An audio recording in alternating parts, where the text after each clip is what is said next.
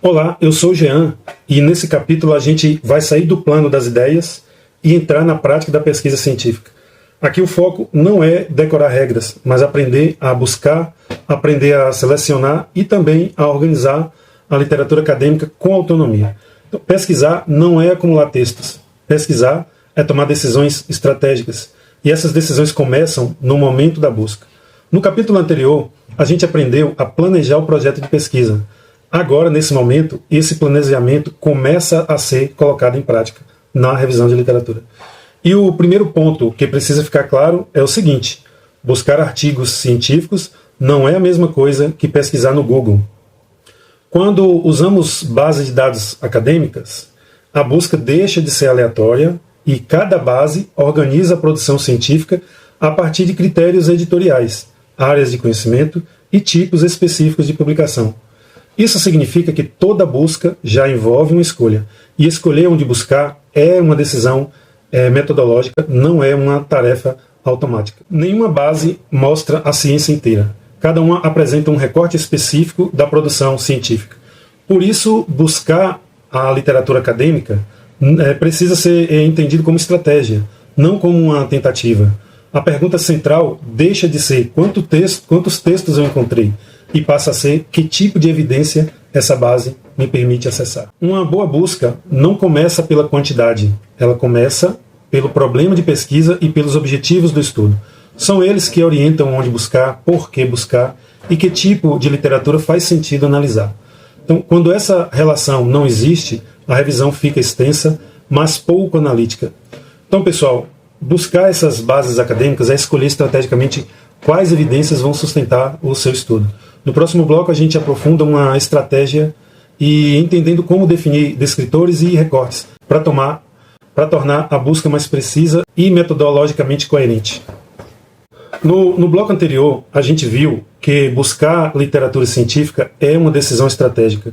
Agora, no próximo passo, é transformar essa estratégia em algo operacional. E isso começa com a definição dos descritores de busca. Descritores não são o tema geral da pesquisa, eles são as palavras que representam os conceitos centrais do problema que você quer investigar. Enquanto o tema ele é amplo, os descritores eles são precisos.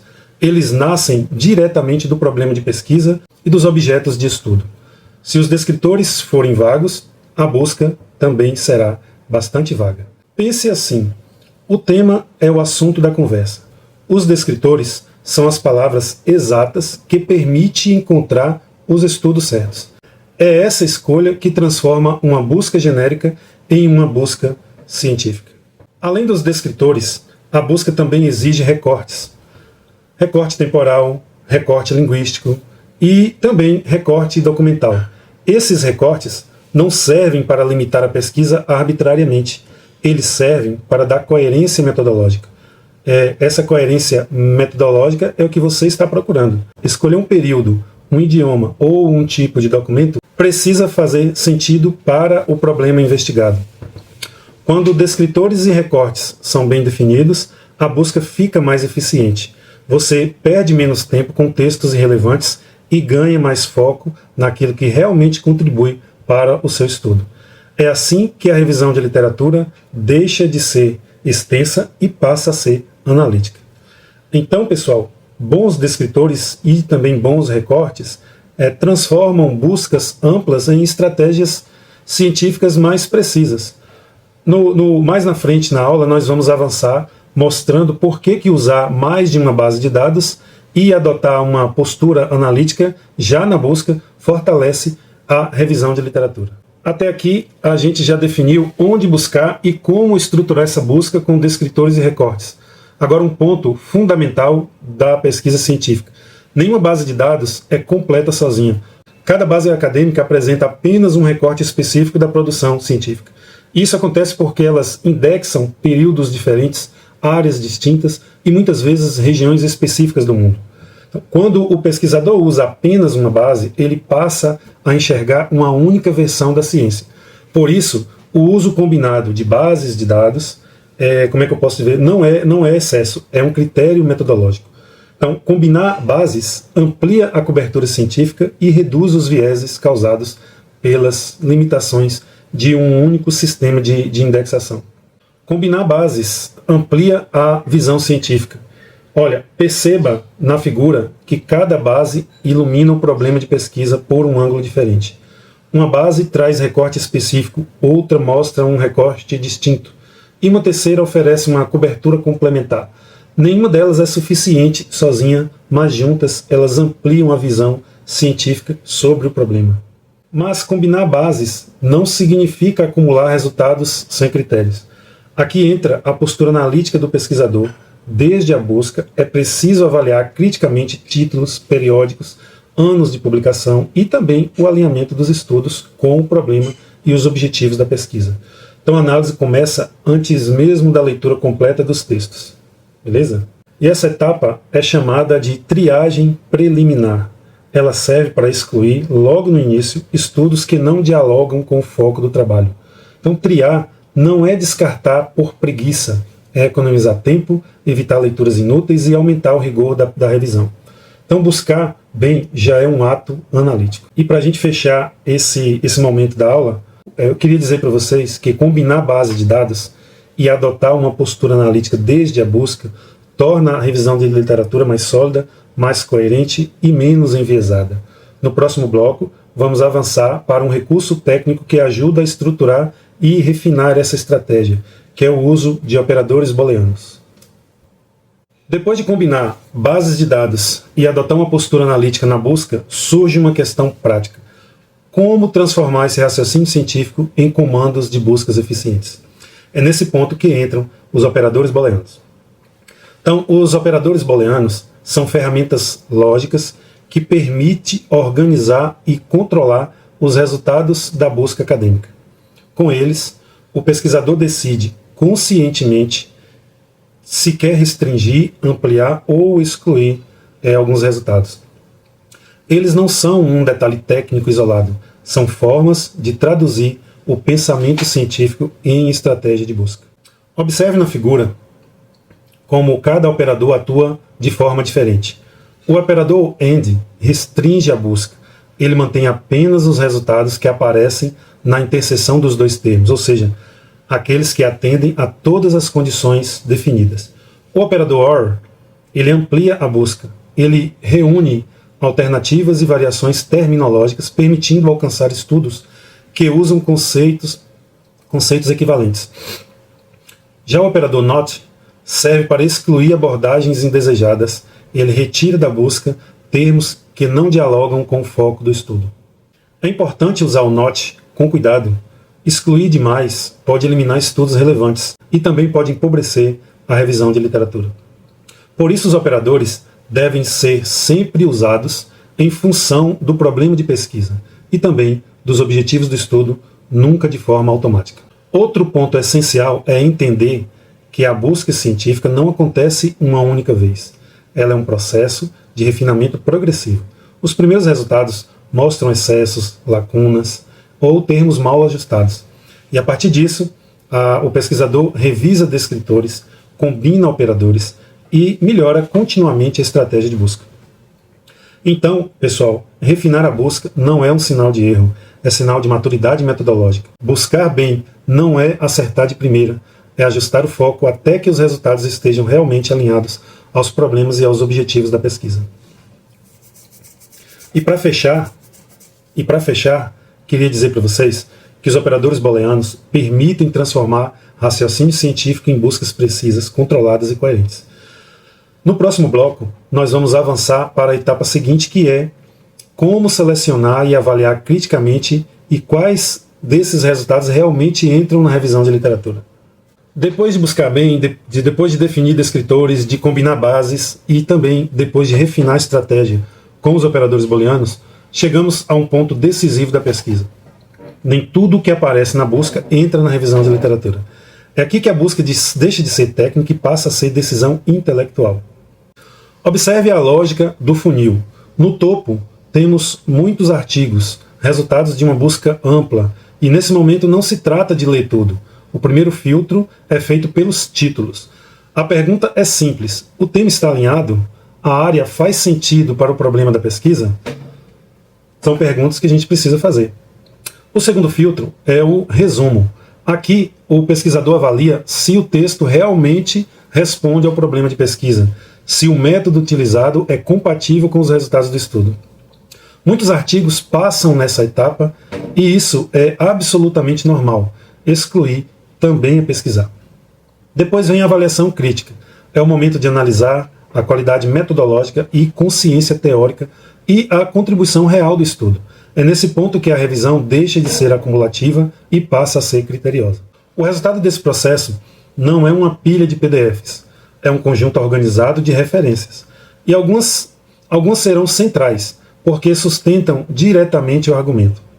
Outras serão complementares, porque ajudam a contextualizar ou a ampliar a discussão.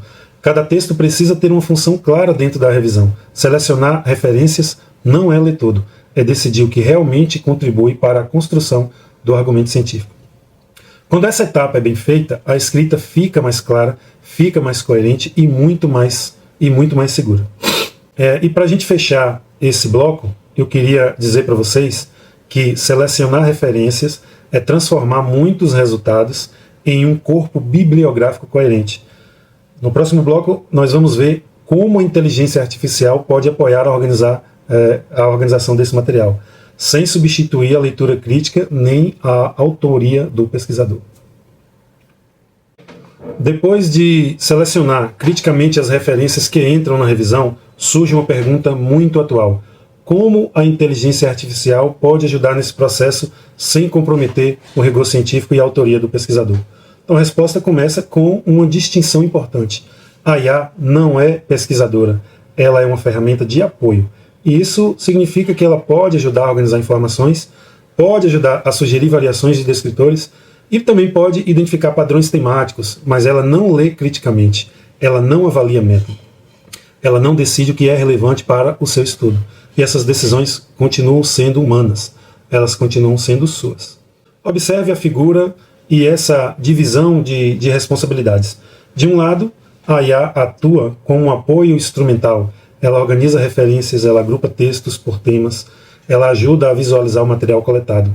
Do outro lado, o pesquisador define o problema, ele avalia a qualidade do estudo e decide o que entra na revisão. E também constrói a interpretação científica.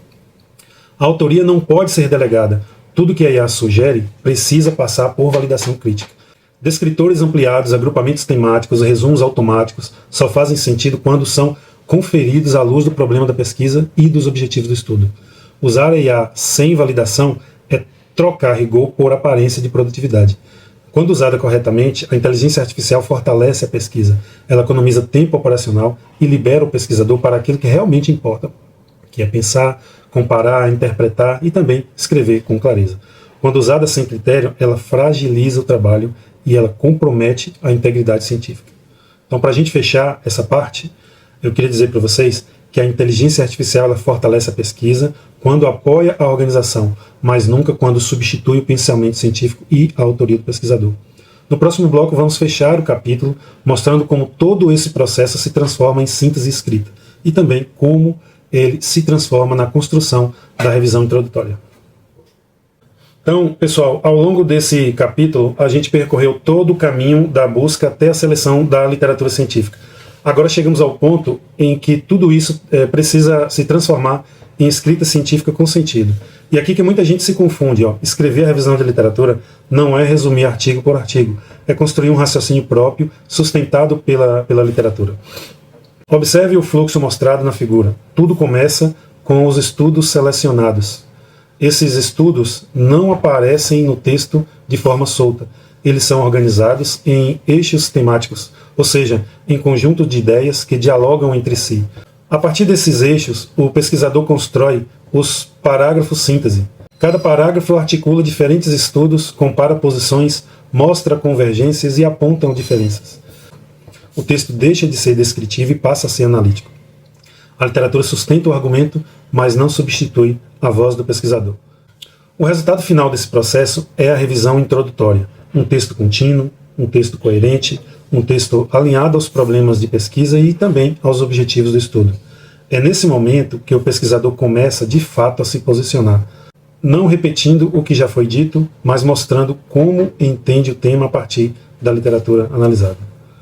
Por isso, a revisão de literatura é muito mais do que uma etapa técnica. Ela é um exercício de autonomia científica. É o espaço em que o pesquisador deixa de apenas coletar textos e passa a produzir conhecimento com base neles. E para a gente fechar essa parte da aula, queria dizer para vocês que a revisão de literatura é o lugar onde a pesquisa ganha própria voz. Buscar bem, selecionar com critério e organizar a literatura só faz sentido quando tudo isso se transforma em síntese escrita, síntese coerente e síntese autoral. Beleza? Ao longo dessa disciplina, a gente percorreu um caminho completo dentro da metodologia científica. Nós começamos entendendo o que é pesquisa, qual o papel do TCC e por que método não é formalidade, mas é uma estrutura de pensamento.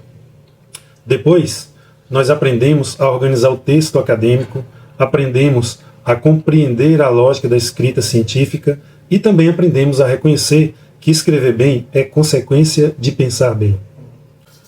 No capítulo 3, nós entramos no coração do projeto de pesquisa.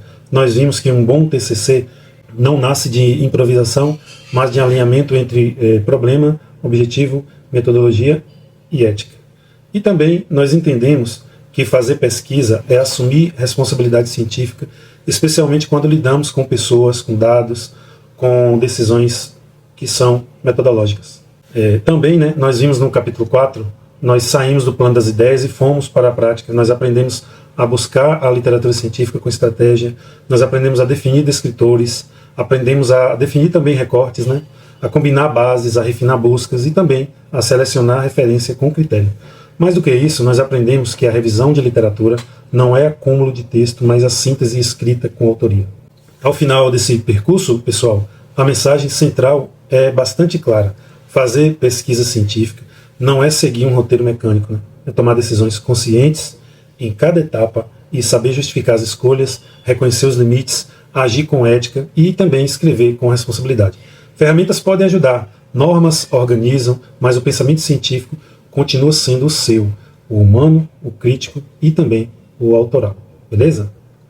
A partir daqui, o desafio não é mais entender o que é metodologia.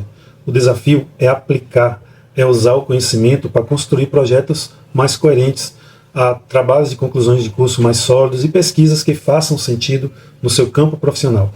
Se você consegue explicar o seu problema, os seus objetivos e os métodos, e também as suas escolhas com clareza e com segurança, então esse curso cumpriu o seu papel.